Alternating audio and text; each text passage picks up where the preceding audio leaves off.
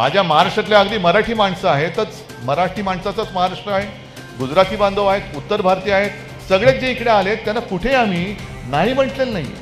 पण तुम्ही जे महाराष्ट्र का ओरबाडताय, महाराष्ट्र आम्ही तुम्हाला ओरबाडू देणार नाही.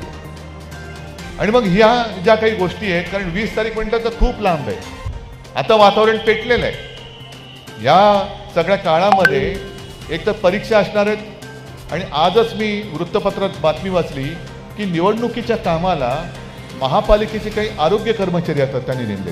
म्हणजे आरोग्याच्या सेवेच्या आधी जी काही वाट लागली ती लागले, त्याच्यात आता हे कर्मचारी त्यांची कामं सोडून त्या कामामध्ये लावत आहेत. मग निवडणूक ही कोणाची आहे, कोणासाठी करताय?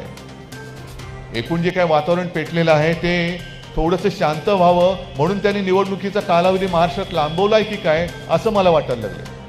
कारण काल परवाकडेच ते जे निवडणूक रोख्यांचं जे भांडं त्यांचं फुटलं, बिंग फुटलं.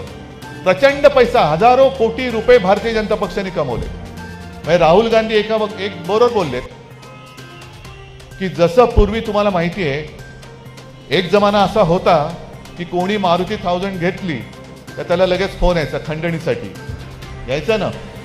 तसं आता हे सगळे सरकारी यंत्रणांचे भाई झालेत.